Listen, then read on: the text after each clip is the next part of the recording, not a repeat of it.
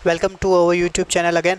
अपन पढ़ रहे थे विभवमापी अनुप्रयोग चैप्टर चल रहा था अपना विद्युत परिपथ। अनुप्रयोग में अपन ने पढ़ लिए थे एक तो दो सेलों के विद्युत वाहक बलों की तुलना और एक सेल के आंतरिक प्रतिरोध ज्ञात करने संबंधी। अब अपन ले रहे हैं नया अनुप्रयोग, दो हो गए थे, तीसरा है ये। तीसरा अपन ले रहे हैं अल्प प्रतिरोध ज्ञात करना। अल्प प्रतिरोध ज्ञात करना। देखो, शॉर्ट रेजिस्टेंस या अल्प प्रतिरोध ज्ञात करने में आपको थोड़ा सा, जैसे अपन कहे सेल का आंतरिक प्रतिरोध जैसे हमने ज्ञात किया था वैसा ही काम है, कोई ज़्यादा नया नहीं है, कोई ज़्यादा टिपिकल नहीं है, बिल्कुल वैसा ही वर्क डन है। आपको कोई यहाँ पे दिक्कत नहीं आने वाली है। एक बार आप इसका सर्किट अरेंजमेंट समझ लें पहले। सबसे ज़रूरी इसमें परिपथ चित्र है। परिपथ चित्र अगर आप सही से बना लेते हो तो आपको आगे किसी तरह की कोई दिक्कत नहीं होनी है। ये अपने प्राइमरी सर्किट है जिसमें कभी कोई चेंज नहीं आना है, चाहे आप कोई सा भी अनुप्रयोग करें।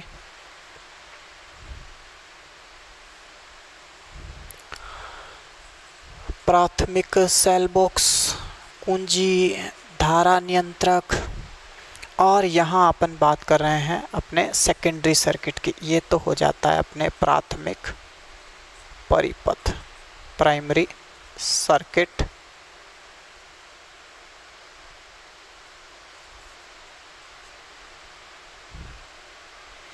ये धारा की दिशा मैंने बता दी इसमें। अब सेकेंडरी सर्किट में हमें ज्ञात करना है अल्प प्रतिरोध। तो इसके लिए अपन क्या अरेंजमेंट कर रहे हैं, देखो।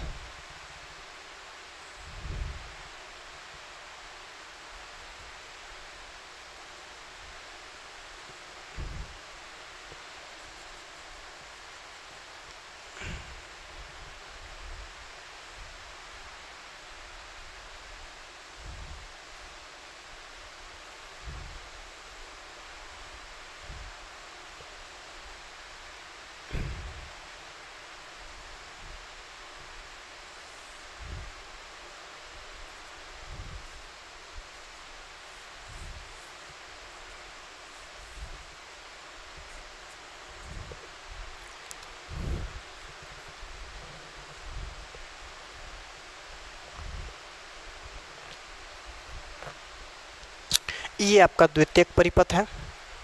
तो द्वितीयक परिपथ में देखो अपन ने क्या किया, एक तो लिया है प्रतिरोध कैपिटल आर, यहाँ आप रेजिस्टेंस बॉक्स ले सकते हो सुविधा के लिए, और यहाँ आपने वो अल्प प्रतिरोध लिया है जिसको अपने को ज्ञात करना रहेगा। और यहाँ मैंने बात कर ली द्विमार्गी कुंजी की, एक्स वाई जेड। ये आपकी द्विमार्गी कुंजी हो जाती है जिसका एक टर्मिनल जुड़ा है यहाँ से, एक टर्मिनल यहाँ से जुड़ा हुआ है, और ये आपका दूसरा धारा नियंत्रक हो जाता है, RH2 कह दो इसको, ये RH1 हो गया। तो यहाँ पे एक सेल जोड़ रखा है, एक K2 की जोड़ रखी है। तो जैसे आप K2 डालोगे तो यहाँ से तो धारा प्रवाहित होगी ही, कोई दिक्कत नहीं। अब देखो इसमें ऐसा है, अपन ये कर रहे हैं यहाँ पे कि कैपिटल आर और स्मॉल आर में अरेंजमेंट इस तरीके से है कि जब आप जेड टर्मिनल यूज कर रहे हो, यानी यहाँ पे डॉट लगे, तब तो प्रतिरोध R प्लस R लिया जाएगा सर्किट के लिए। जबकि X से जब आप लोगे तो अपन कहेंगे ये R फ्री हो जाएगा। देखो, जब आप X और Y के बीच डॉट डालते हो तो करंट ऐसे फ्लो होगा, ये होकर सीधा इससे। कहने का मीन्स आपके अब इसका काम नहीं पड़ेगा, स्मॉल r का, इसके लिए VAC से जो आप कंपेरिजन करवा रहे हो, ठीक है भाई। तो VAC इजिकल्स जीरो डिफ्लेक्शन की स्थिति में यहाँ पे IR आएगा, जबकि इस कंडीशन में आपके IR प्लस R आ जाएगा। बस इतना सा इसमें सिद्धांत आपको ध्यान रखना है। प्रोसेस क्या रहेगी, लेट्स टॉक अबाउट इट। बात कर लेते हैं इसकी भी अपन। सबसे पहले प्राथमिक परिपथ आपने परिपूर्ण कर लिया, उसके बाद में आपने द्वितीयक परिपथ, जैसा मैंने आपको बताया है, एक कैपिटल R उच्च प्रतिरोध और एक ये आपका अल्प प्रतिरोध जो हमें ज्ञात करना है। ये वाला हमें ज्ञात करना है, जो अल्प प्रतिरोध है वो है स्मॉल r, ये हमें ज्ञात करना है। यहाँ पे हम सबसे पहले क्या करेंगे, X और Y के बीच डॉट डालेंगे। ये तो धारा नियंत्रक हो गया, K2 हो गई, एक सेल हो गया। सबसे पहले आपको क्या करना है, डॉट डालनी है X और Y के बीच। जैसे मैंने X और Y के बीच डॉट डाली तो मैं कहूँगा VAC इजिकल्स, क्या कहेंगे भाई, VAC इजिकल्स, मान लीजिए लंबाई कोई संतुलन लंबाई L1 आ गई, तो VAC इजिकल्स क्या आ गया, XL1, ठीक है भाई। और ये चीज़ क्या है एक्चुअली, ये VAC अगर मैं फ्लोइंग करंट I मानूँ तो ये है IR, आई आर। और अब मैं बात करता हूँ वापस ओम्स लॉ से, V equals I R. Flowing current अगर आपने I मान लिया है, सर्किट कैसे परिपूर्ण हो रहा है, इस तरीके से हो रहा है, ठीक है, यहाँ से होते हुए इससे जा रहा है, तो इसका मतलब आपके ये जो पोटेंशियल ड्रॉप R के सिरों पर है वो कितना होगा, IR होगा। और ये जो आपका पोटेंशियोमीटर के सिद्धांत से, विभवमापी के सिद्धांत से वो आ रहा है XL1, तो इसको मैंने दे दिया समीकरण 1। तो इसमें डॉट कहाँ लगी थी, X और Y के बीच में डॉट लगी थी, तब की बात है ये। अब मैं क्या करता हूँ, Y और Z के बीच में डॉट डाल देता हूँ। ध्यान करें यहाँ पे K1 और K2 लगी रहेगी, कभी भी आपको K2 को निकालना, K1 को ऐसा कुछ नहीं करना, K1 भी लगी रहेगी, K2 भी लगी रहेगी। ध्यान करें K1 K2 दोनों ही ऑन ही रखनी है, ऑफ कभी नहीं रखनी है। K2 भी ऑन रखनी है, K1 भी ऑन रखनी है। और X और Y के बीच डॉट डालेंगे, संतुलन लंबाई L1 आएगी और विभव प्रवणता X है, तो VAC इक्वल्स XL1 एंड ये होगा आपका IR। अब मान लीजिए दोबारा आप Y और Z के बीच में डॉट डाल रहे हो, तो VAC कितना, तो ऐसी कंडीशन में अपन वापस VAC बोल देंगे X। अब नई लंबाई मान लो कोई आ जाती है L2, इस बार अपन यहाँ डॉट डाल रहे हैं, तो ओम के नियम से अब R प्लस R सीरीज में जुड़े, तो अपन कहेंगे IR प्लस R, क्योंकि रेजिस्टेंस अब दोनों ही जुड़े हुए हैं। ये आ जाता है समीकरण 2। ध्यान में आ गया होगा। पहले आपको X और Y, देखो सबसे पहले क्या करना है, K1 डॉट लगानी है, K2 डॉट लगा के दोनों सर्किट पूरे कर लेना है, प्राथमिक और द्वितीयक।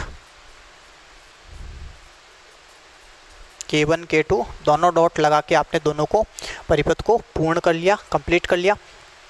और इसके बाद ऑन करते ही दोनों परिपथ हम क्या करेंगे, X और Y के बीच डॉट लगाएंगे। X और Y के बीच डॉट डाल के फिर अपन अलग अलग पॉइंट पे टच कराते हुए जीरो डिफ्लेक्शन लाएंगे, संगत लंबाई L1 नोट कर लेंगे, तो VAC इक्वल्स XL1। ओम के नियम से ये V क्या होगा, बिकॉज R ही जुड़ा हुआ है, ये नहीं जुड़ा हुआ है, तो IR। तो हमने क्या किया, इसके एवज में VAC की बात करी तो VAC क्या होगा, फ्लोइंग करंट वाइज IR होगा। लेकिन जब आप Y और Z के बीच में डॉट डालते हो तो अब ये पूरा आ जाता है, और ये पूरा आने का मतलब ये दोनों सीरीज में है, तो R प्लस R पैरेलल में होते तो अपन R by R plus R करते, वैसा नहीं है, सीरीज में है, तो R प्लस R रेजिस्टेंस हो गया, तो IR प्लस R ओम के नियम से। और इस बार संतुलन लंबाई जो हमने देखी Y और Z के बीच में डॉट डालते टाइम, वो हो गई आपके संतुलन लंबाई हो गई L2, तो VAC हो जाता है XL2, ये विभवमापी के सिद्धांत से और ये ओम के नियम से। तो ओम के नियम से आ गया IR प्लस R। विभवमापी के सिद्धांत से अगर L2 संगत संतुलन लंबाई है, जबकि Y और Z के बीच में डॉट डाली गई है, तो आपने जनरेटर में जीरो डिफ्लेक्शन के करस्पॉन्डिंग लंबाई दी L2, तो L2 के लिए अपन ने कह दिया XL2, ओम के नियम से बोल दिया IR plus R। I think आपको कोई प्रॉब्लम इसमें नहीं आनी है। अब सीधा सीधा अपन ये करते हैं, स्मॉल r ज्ञात करते हैं। देखो भाग दे देते हैं दोनों समीकरण का, समीकरण 1 में 2 का भाग दे देते हैं, 2 काम हो जाते हैं, x कैंसिल हो जाता है, i कैंसिल हो जाता है, जो हम ज्ञात नहीं करने वाले हैं यहाँ। तो L1 L2, L1 by L2 upon i cut गया, तो R upon R plus R, ठीक है भाई। इसको आप कर दो उल्टा, करते हैं उल्टा, तो आ जाएगा L2 बाई L1, या 2 में 1 का भाग लगा दो, शॉर्टली हो जाएगा R plus R by R।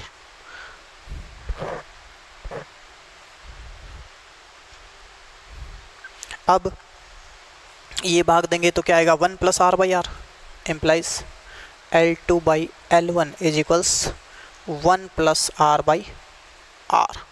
1 को उधर ट्रांसपोज कर दो तो क्या आएगा, इधर बता देता हूँ, L2 by L1 is equals R upon R, plus 1 उधर कर दिया तो माइनस 1 हो जाएगा, तो मैंने कह दिया small r upon capital R is equals minus 1 कर दो, L2 अपॉन L1 माइनस 1, तो R by R is equals L2 minus LCM ले लिया L1। अब small r is equals L2 minus L1 by L1 into capital R, तो ये अपने पास में आ जाता है अल्प प्रतिरोध का मान। किस तरीके से ज्ञात किया हमने, आपने देखा ही होगा। हमें क्या करना है, हमें 2 लंबाइयाँ चाहिए, या L1 और L2। एक ये आपको प्रतिरोध पता होना चाहिए कि आपने कितना लिया है। इसके लिए आप क्या करो, यहाँ पे रेजिस्टेंस बॉक्स ले लो, रेजिस्टेंस बॉक्स से निकाला गया प्रतिरोध R, कोई दिक्कत नहीं है, बिल्कुल ईजी वे में हो जाएगा, समझ आ रही होगी। ये R कहाँ से है, from resistance box. Resistance box जोड़ करके आप ये R ले लोगे जो हमें ज्ञात रहेगा। पहला काम करना है, K1 और K2 डॉट लगा के परिपथ पूर्ण करना। उसके बाद में x और y के बीच डॉट डाल करके आप संतुलन लंबाई प्राप्त करोगे L1। तो अपन कह देंगे VAC इक्वल्स XL1। विभवमापी के सिद्धांत से, ओम के नियम से कह देंगे R ही जुड़ा है तो IR। ठीक है भाई, ये समीकरण 1 हो गई। इसके बाद अपन y और z के बीच में यहाँ से डॉट हटा लेंगे, x और y के बीच में, y और z के बीच में डॉट डाल देंगे। तो y और z के बीच में जब आप डॉट डालोगे तो संतुलन लंबाई आपने नोट करी L2, जबकि गैलोमीटर का विक्षेप क्या आना चाहिए, 0 आना चाहिए। तो ऐसी कंडीशन में VAC इक्वल्स XL2 विभवमापी के सिद्धांत से, एंड देन अपन कह रहे हैं ओम के नियम से, चूंकि इस बार R और R दोनों जुड़े हुए हैं सीरीज में, तो अपन कहेंगे IR plus R is the potential drop between A and C। समीकरण आ गई अपने 1 और 2। हमने दिया भाग, x कट गया लेफ्ट साइड में, राइट साइड में i कट जाता है और हमारे पास आ जाता है L1 by L2 equals R upon R plus R। एक स्टेप बचाना है तो 2 में 1 का भाग दे दो, सीधा यही आ जाएगा। तो L2 by L1 equals R plus R by R, और L2 में L1 का भाग देना है, इधर अपन R प्लस R में R का भाग देना है। तो हम यहाँ पे इसका सेपरेशन कर लेते हैं। R में R का भाग एक बार जाएगा, स्मॉल r में कैपिटल R का भाग इसी तरीके से लिखा जाएगा।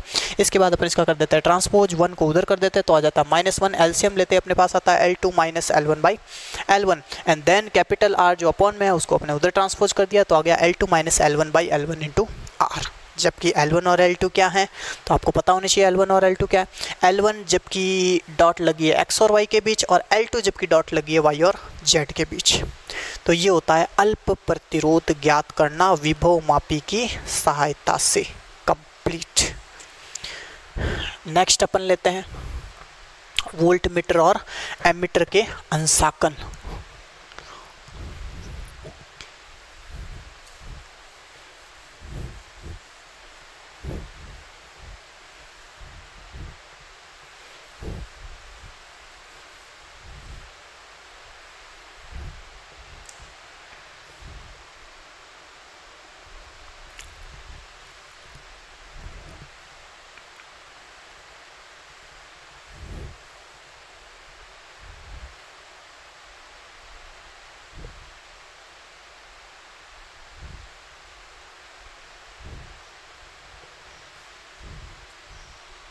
अच्छा, कौन सा नंबर चल रहा था, चौथा नंबर है क्या।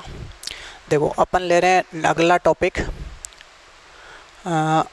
विभवमापी की सहायता से। ये मैं नहीं लिख रहा हूँ, देख लो आप, विभवमापी की सहायता से एमीटर का अंश शोधन।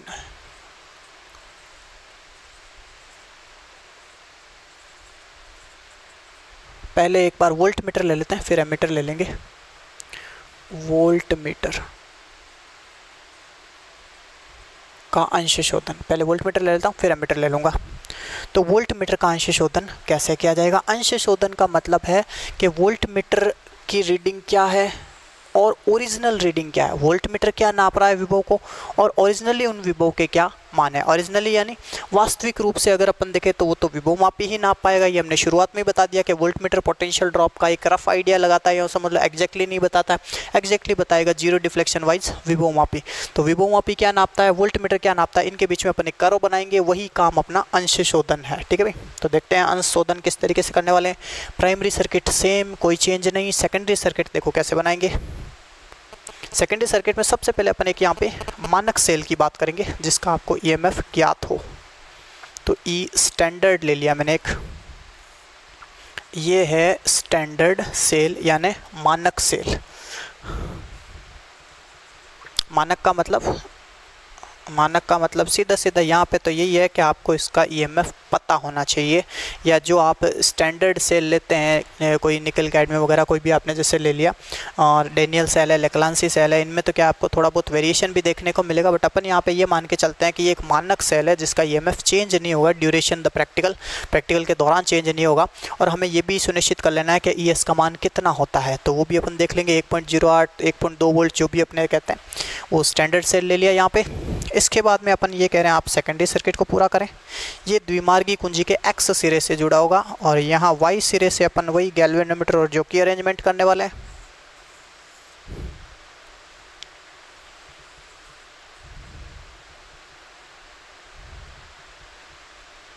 ये अपने जोकी हो जाती है, कोई संतुलन बिंदु मैंने सी बता दिया। यहाँ अपन दे देंगे एक कोई रेजिस्टेंस जिसके ऊपर आपको क्या बताना है, विभव पतन बताना है। यहाँ ऐसा रेजिस्टेंस बॉक्स ही बना लेते हैं अपन। ताकि अलग अलग मान के प्रतिरोध चुनने की व्यवस्था साफ आपको नज़र आ जाए।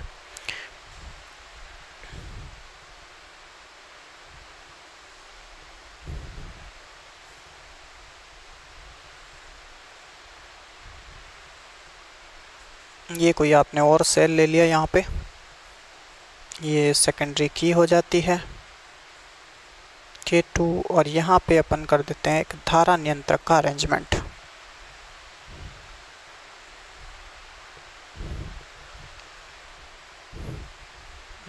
चलो यहीं बना देता हूँ।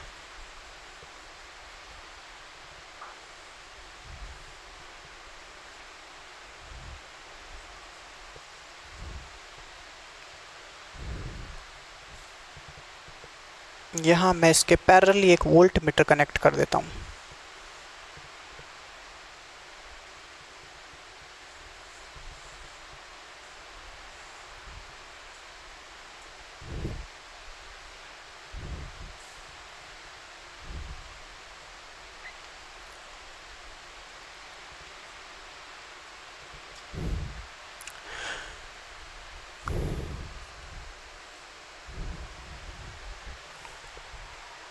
सर्किट अरेंजमेंट सबके ध्यान में आ गया होगा किस तरीके से है। वोल्ट मीटर का अंश शोधन हम कर रहे हैं यहाँ पे, और इसमें अपन ने ले लिया एक तो प्राइमरी सर्किट जिसमें EP जुड़ा है, K1 जुड़ा है, RH1 जुड़ा है, और नीचे अपन सेकेंडरी सर्किट की बात करें तो एक स्टैंडर्ड सेल है, और स्टैंडर्ड सेल का अपन कह रहे हैं पॉजिटिव टर्मिनल A से, और X द्विमार्गी कुंजी का एक टर्मिनल है जिससे इसका नेगेटिव जोड़ देना है, और Y टर्मिनल से गैल्वेटर और जो की जोड़ देनी है, और इधर Z टर्मिनल हमने यहाँ से जोड़ रखा है। और यहाँ पे अगर अपन बात करें तो इस रेजिस्टेंस बॉक्स के पैरेलल में एक वोल्ट मीटर जुड़ा है जिसका हमें अंश शोधन करना है, और नीचे जुड़ा है एक सेल, एक कुंजी और एक द्वितीयक धारा नियंत्रक। अब अपने को यहाँ पे सबसे पहले काम करना है विभव मापी का मानकीकरण। क्या करना है? विभव मापी का मानकीकरण।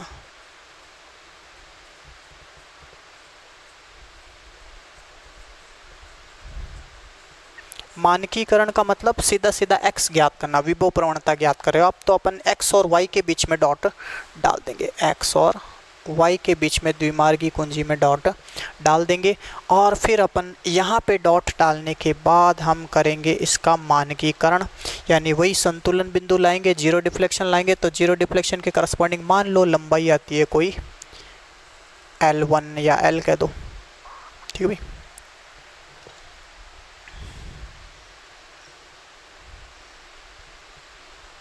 चलो मैंने L कह दिया इसको,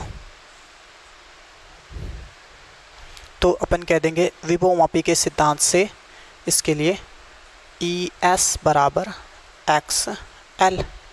समीकरण 1 या समीकरण 1 x ज्ञात करके कह दो, या x बराबर ES बाई L। ये आ गया समीकरण 1। अब आपको क्या करना है? अब आपको सीधे सीधे एक सिंपल सा काम करना है कि y और z के बीच में डॉट डाल देनी है, रेजिस्टेंस बॉक्स से रेजिस्टेंस चुन लो, और v की वैल्यू नोट कर लो वोल्ट मीटर से कि वोल्ट मीटर कितनी रीडिंग देता है, वो v आ जाएगी, ठीक है भाई। वोल्ट मीटर की रीडिंग कोई आ गई, मान लो v, ठीक है, इसने v नापा इसको। और विभव मापी कितना नापता है? तो उसके लिए हमने डॉट डाल दी किस किस के बीच में, y और z के बीच में, और आपने संतुलन लंबाई ज्ञात कर ली कोई L डैश सपोज दैट। तो अब अपन कहेंगे यहाँ पे विभव मापी द्वारा मापा गया वोल्टेज ये है V डैश बराबर, वोल्ट मीटर ने कितना नापा? V नापा। विभव मापी कितना नाप रहा है? विभव मापी मान लो V डैश है, तो V डैश है तो अपन सीधा सीधा क्या कहेंगे भाई, वही XL वाला ही फॉर्मूला है, लेकिन इस बार लंबाई मान लो क्या आई, L डैश आई, तो हम कहेंगे XL डैश, ठीक है भाई। और जैसे ही XL डैश अपने पास में, L डैश क्या है? L डैश Y और Z के बीच में जब आप डॉट डालते हो, रेजिस्टेंस बॉक्स से आपने प्रतिरोध चुन रखा है कोई, ठीक है, और रेजिस्टेंस बॉक्स से प्रतिरोध चुनने के बाद आपने वाई और जेड के बीच में डॉट डालने के बाद जो गैल्वेनोमीटर में आपने जीरो डिफ्लेक्शन लाए जो कि को अलग अलग पॉइंट पे टच करा के आपने संतुलन लंबाई एल डैश ज्ञात करी, जिस पर गैल्वेनोमीटर जीरो डिफ्लेक्शन बताए, वो एल डैश आपने नोट कर ली। रेजिस्टेंस बॉक्स से आर निकाला हुआ है, वोल्ट मीटर की रीडिंग वी है, तो विभव मापी के सिद्धांत से वी डैश या विभव मापी द्वारा मापा गया वोल्टेज हो गया V dash equals X L dash. अब इसमें आप यूज कर लो समीकरण एक से, तो आ जाएगा वी डैश इजिकल्स एक्स की जगह ये रख दो ई एस बाई एल, तो ई एस बाई एल को मैं एल डैश के नीचे लिख देता हूँ। चलो ये तो ये आ जाता है विभव मापी द्वारा मापा गया विभवांतर। अब अपने को अंतर देखना है इनमें, तो अंतर के लिए हम कहते हैं डेल वी बराबर वी माइनस वी डैश। क्या करना है, डेल वी बराबर वी माइनस वी डैश, इसमें से ये वाली रीडिंग घटा देंगे और देख लेंगे कितना डिफरेंस आता है। अब आपको क्या करना है, डेल वी और वी में ग्राफ बना लेना है। क्या करना है, डेल वी और वी में ग्राफ बना लेना है भाई, ठीक है। अब डेल वी हो सकता है कभी ये ज़्यादा कभी ये ज़्यादा, पॉजिटिव नेगेटिव हो सकता है, तो आपको कैसा भी इस तरीके से जिगजैग टाइप का कोई कर्व प्राप्त हो सकता है। ये होता है इसका अंश शोधन वक्र, वोल्ट मीटर का अंश शोधन वक्र हम खींच लेते हैं।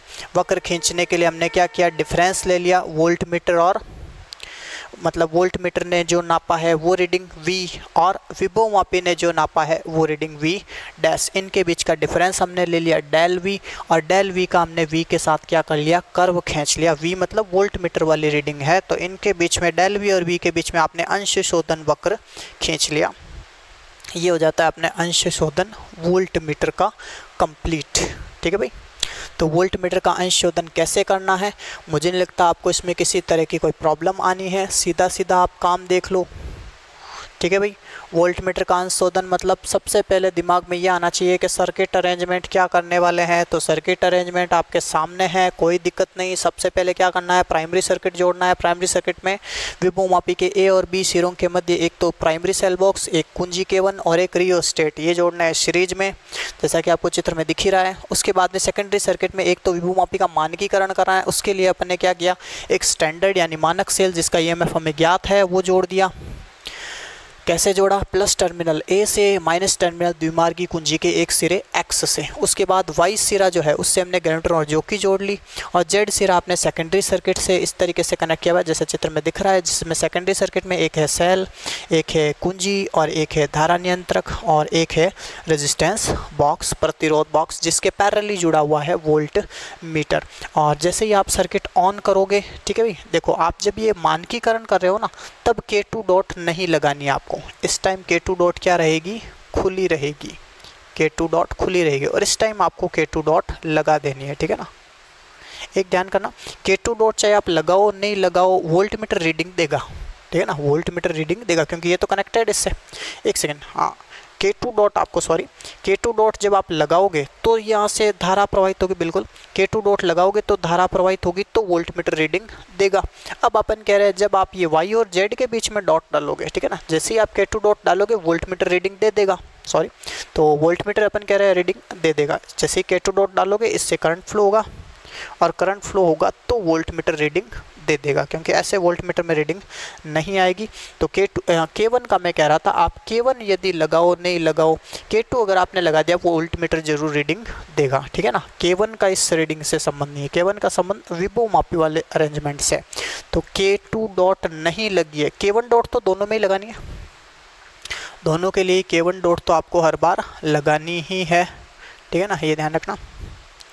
K2 डॉट, अच्छा, एक ये जो मानकीकरण कर रहे हैं उस टाइम K2 डॉट खुली रहेगी, मतलब वोल्ट मीटर रीडिंग नहीं देगा, हमें इस पे ध्यान ही नहीं देना है, केवल ये ES इक्वल्स एक्सएल गेन करना है, ठीक है, जिससे हमने X ज्ञात कर लिया। उसके बाद जब आप Y और Z के बीच में डॉट डालते हो, तो Y और Z के बीच में डॉट डालते ही आपने K2 डॉट ऑन करी, वोल्ट मीटर की रीडिंग नोट करी। उसके बाद आपने रेजिस्टेंस बॉक्स से प्रतिरोध, वैसे आप पहले से ही चुन चुके हो, ध्यान करना, रेजिस्टेंस बॉक्स से आप प्रतिरोध यदि नहीं चुनते तो वोल्ट मीटर रीडिंग नहीं देगा, ठीक है ना। आपको रेजिस्टेंस बॉक्स से रेजिस्टेंस चुन लेना है जब आप K2 डॉट डालते हो उसी टाइम।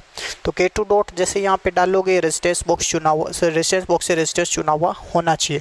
तो रेजिस्टेंस बॉक्स से रेजिस्टेंस चुन लिया, K2 डाल दी तो तुरंत वोल्ट मीटर रीडिंग दे देगा, और वोल्ट मीटर रीडिंग दे देगा तो अपन Y और Z के बीच में डॉट डाल के क्या कर लेंगे, वाई और जेड के बीच में डॉट डाल के संतुलन लंबाई पुनः प्राप्त कर लेंगे, जो हो जाएगी एल डैश, जिसके संगत गैलेंट्रॉन 0 डिफ्लेक्शन देगा।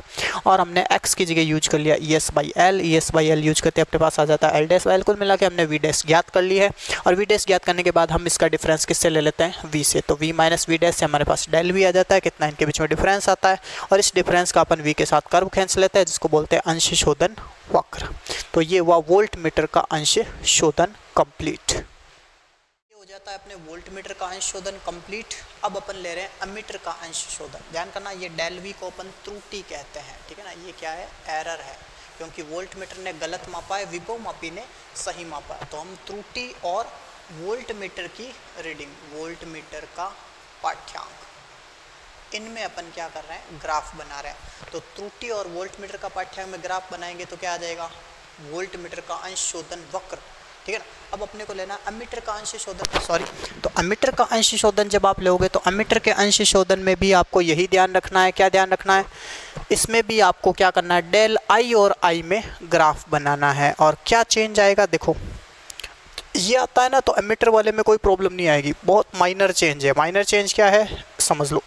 एक तो आपको क्या करना है, यहाँ से 1 ओम प्रतिरोध चुनना है। कितना ओम चुनना है, 1 ओम प्रतिरोध। ये है आपका रेजिस्टेंस बॉक्स, हमें इससे प्रतिरोध चुन लेना है 1 ओम। 1 ओम चुनने से क्या होगा कि V बराबर आई आर, अगर R 1 है तो V बराबर आई, देखो V बराबर आई आर। लेकिन यदि R बराबर 1 ओम है तो V बराबर आई। बस वोल्ट मीटर का काम किस में कन्वर्ट हो जाएगा, एमीटर में कन्वर्ट हो जाएगा। दूसरा काम अपने को ये करना है, वोल्ट मीटर नहीं जोड़ना है, क्योंकि अंश शोधन वोल्ट मीटर का नहीं होना है, किसका होना है, एमीटर का होना है। तो हमें क्या जोड़ना पड़ेगा, यहाँ पे एक एमीटर जोड़ना पड़ेगा।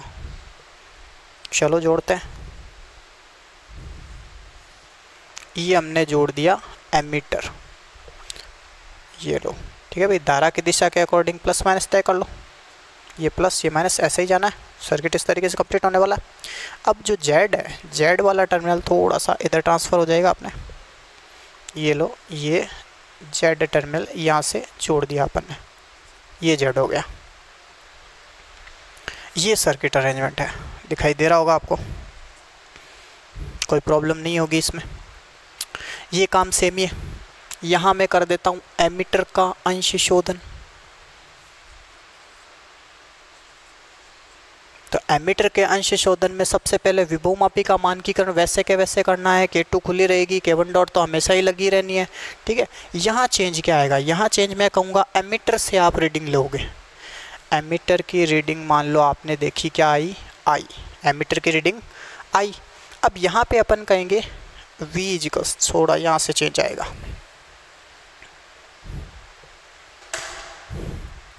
अब इसके अकॉर्डिंग मैं कहूँगा VAC बराबर एक्स एल डैश, ये है VAC।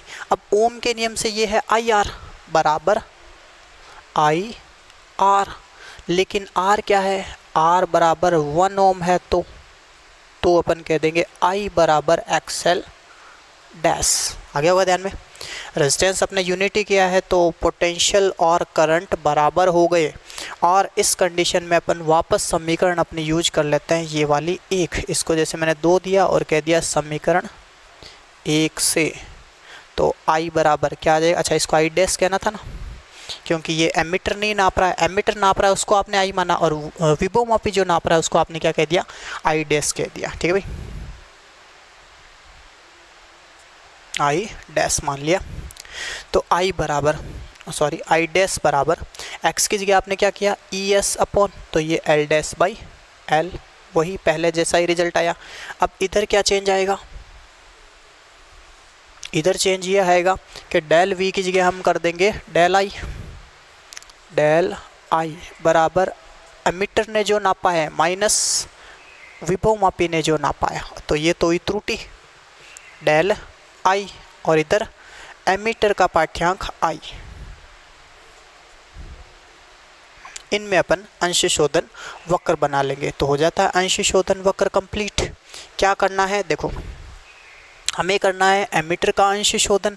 विभवमापी धारा नहीं मापता है, विभवमापी विभवांतर नापता है। तो विभवांतर की सहायता से, मतलब विभवमापी विभवांतर नाप रहा है, हमें धारा मापनी है, तो विभवांतर और धारा को बराबर करना है। तो सीधा सीधा आप रेजिस्टेंस बॉक्स से क्या कर लो, 1 ओम रेजिस्टेंस चुन लो। इससे क्या होगा, V equals I R, R equals 1, then V बराबर I। तो सेम प्रोसेस लागू हो जाती है जो हमने पहले करी थी। K1 डॉट लगा देंगे, ठीक है, X और Y के बीच में डॉट डाल के मानकीकरण कर लेंगे, या मानकीकरण करने के बाद में हमने क्या किया, मानकीकरण करने के बाद में हमने K2 डॉट डाली और एमीटर की रीडिंग नोट कर ली। उसके बाद में अपन ने क्या किया, Y और Z के बीच में डॉट डाल दी इस बार, और Y और Z के बीच में डॉट डाल के संतुलन बिंदु लेके आए। जबकि प्रतिरोध हम 1 ओम चुना हुआ रखेंगे, तो ऐसे में अपन कहते हैं VAC इजिकल्स आ जाता है XL डैश जो है I डैश R, ठीक है, ये अपन मानते हैं। और R आपके यूनिटी है, तो I डैश इजिकल्स XL, ये 1 ओम हो गया, तो I डैश बराबर XL डैश आ गया। X की जगह हमने ES बाई L काम में ले लिया, और ये अपने I डैश आ जाता है। I डैश का I से अपन यहाँ से देखें I minus I dash wise त्रुटि, धारा में त्रुटि, एमीटर द्वारा मापी गई धारा में त्रुटि डेल आई, वो हमने ज्ञात कर लिया कि del I equals I minus I dash. अब इस त्रुटि का हम धारा के साथ, जो एमीटर का पाठ्यांक है उसके साथ ग्राफ बनाते हैं, जो कैसा भी जिगजैग आ सकता है, क्योंकि मैंने कहा आई और आई डैश में हम नहीं जानते कौन ज़्यादा नापेगा कौन कम नापेगा, वेरिएशन आ सकता है। तो इस वेरिएशन के कारण हमने अंश शोधन वक्र जिगजैग प्राप्त कर लिया। किस किस के बीच में, एमीटर की त्रुटि, एमीटर ने जो मापा उसमें त्रुटि, और एमीटर का पाठ्यांक, इसको बोलते हैं एमीटर का अंश शोधन वक्र। तो ये हमने प्राप्त किया एमीटर का अंश शोधन वक्र, ठीक है भाई।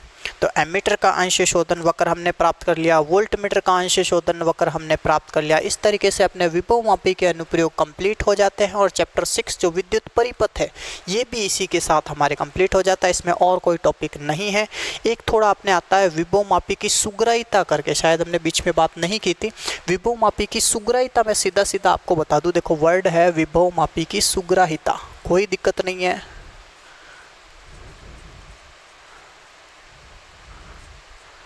देखो सुग्राहिता पूरी डिपेंड करती है एक्स पे, किस पे डिपेंड करती है, एक्स पे, विभव प्रवणता पे। देखो विभवमापी की सुग्राहिता का सीधा सीधा संबंध किससे, विभव प्रवणता से, ठीक है। विभव प्रवणता से कैसे, कि विभव प्रवणता का मान जितना कम होगा, विभव प्रवणता का मान जितना कम होगा उतनी ही सुग्राहिता विभवमापी की ज़्यादा होगी। विभवमापी की सुग्राहिता उतनी ही ज़्यादा होगी जितना विभव प्रवणता का मान कम होगा। तो विभव प्रवणता का मान कम होते ही आपके सुग्राहिता बढ़ जाएगी, और सुग्राहिता बढ़ने का मतलब एक तरह से आप जैसे अल्प प्रतिरोध मेजर कर रहे हो तो बहुत कम प्रतिरोध भी एग्जैक्टली मेजर कर पाओगे, या एमीटर का अंश शोधन कर रहे हो तो एमीटर के अंश शोधन में डेल आई का मान बहुत कम है तो भी आप मेजर कर सकते हो। समझ आ रही बात। तो सुग्राहिता का मतलब है विभवमापी से आप जो भी चीज़ ज्ञात कर रहे हो वो अगर बहुत छोटी है तो उसको भी आप यथार्थता से माप लेते हो, उसको कहते हैं सुग्राहिता। ये नहीं कि बड़ी वैल्यूज़ तो ठीक से माप ली लेकिन छोटी वैल्यूज़ में एग्जैक्टनेस में कमी आ गई। तो छोटी वैल्यूज़ में एग्जैक्टनेस में जो कमी आ रही है, एग्जैक्टनेस नहीं आ रही है, उसका मतलब सुग्राहिता कम है। और सुग्राहिता ज़्यादा कब होगी, सुग्राहिता ज़्यादा तब होगी जब विभवमापी छोटी से छोटी वैल्यूज़ भी, चाहे वो विभव हो EMF हो, अच्छे से या अपन कहते हैं एग्जैक्टली माप पाए। ये है विभवमापी की सुग्राहिता। एक अपन ये कहते हैं जो आप x ज्ञात करते हो, x ज्ञात करते वक्त ये ध्यान रखना, सूत्र ध्यान रखो, ये नहीं कि सीधा सीधा रट या EP बाई कैपिटल L एकांक लंबाई पर विभव पतन। कई बार यहाँ पे विभव पतन में केवल ये R नहीं, इसका प्रतिरोध भी जुड़ जाता है, ये भी आपको ध्यान रखना है। जैसे मान लो इस सेल का कोई आंतरिक प्रतिरोध और है, मान लिया मैंने सेल का प्रतिरोध, आंतरिक प्रतिरोध स्मॉल r है, और धारा नियंत्रक से प्रतिरोध कोई R डैश निकाला हुआ है ये, और इसका प्रतिरोध टोटल है R। तो आप देखोगे यहाँ पे अपने को कहना पड़ेगा I R, ये सारे सीरीज में ही हो जाते हैं आप तो, ठीक है ना। जैसे आपने x क्या कहा, इस कंडीशन में बताता हूँ आपको, x बराबर हम क्या बोलते हैं EP बाई L, या AB पर जो वोल्टेज लगाया गया E बाई L, ठीक है। अब E बाई L जैसे मैं कह रहा हूँ यहाँ पे, तो E बाई L में देखो E क्या है, ओम के नियम से IR। अब यहाँ पे I R कौन कौन सा, ये सारे आ जाएंगे, I R plus R dash plus small r upon L, ठीक है भाई। ये आ जाता है। तो x बराबर I R plus R dash plus small R by L. क्या क्या है देखो, एल है विभवमापी की तार की लंबाई, स्मॉल आर सेल का आंतरिक प्रतिरोध, आर डैश धारा नियंत्रक से निकाला गया प्रतिरोध, और कैपिटल आर विभवमापी के तार का प्रतिरोध। समझ में आ रहा होगा, विभवमापी के तार का प्रतिरोध, सेल का आंतरिक प्रतिरोध, धारा नियंत्रक से निकाला गया प्रतिरोध। अगर मैं कहता हूँ सेल का आंतरिक प्रतिरोध 0 है तो इसको 0 कर दो, धारा नियंत्रक 0 पे सेट है तो इसको 0 कर दो, केवल आई आर बाई एल हो जाएगा। और यहाँ आर बाई एल क्या है, एकांक लंबाई का प्रतिरोध, जिसको सिग्मा वगैरह भी कहते हैं। तो कई बार ये भी दिया हुआ मिल जाता है कि भाई एकांक लंबाई का प्रतिरोध इतना है, तो इतना है तो वो क्या है, आर बाई एल, जिसको सिग्मा वगैरह माना जा सकता है। ठीक है भाई, तो इस तरीके से अपन एक छोटी छोटी बातें जो अपने बीच में शायद छोड़ दी थी वो भी अपन यहाँ पे लेते हुए इस चैप्टर को कंप्लीट कर लेते हैं। विभवमापी की सुग्राह्यता भी हो जाती है, और मैंने पर्टिकुलरली इनमें भी बता दिया कि भी केस अगर इस तरीके से हो तो अपन एक्स या विभव प्रवणता कैसे ज्ञात करते हैं। नो डाउट, कोई दिक्कत नहीं। तो विभवमापी का अनुप्रयोग हमारे कंप्लीट हो जाता है, चैप्टर विद्युत परिपथ कंप्लीट हो जाता है। ध्यान रखें ये केवल थ्योरी में ही नहीं बल्कि प्रैक्टिकल में भी यूज़फुल है, तो इसको अच्छे से पढ़ें। और जैसे ही हम प्रैक्टिकल वाला जो वीडियो अपलोड करेंगे उसमें आप इसको थोड़ा सा पढ़ के रखें, ताकि वहाँ आपको किसी तरह की प्रॉब्लम नहीं आए, क्योंकि वहाँ पे थोड़ा थ्योरी समझाना मुश्किल होगा, वहाँ सिर्फ हम प्रयोग की विधियाँ ही समझा पाएंगे। तो ये अपने विद्युत परिपथ कंप्लीट। आई होप आपको कोई इसमें डाउट नहीं आएगा। ओके।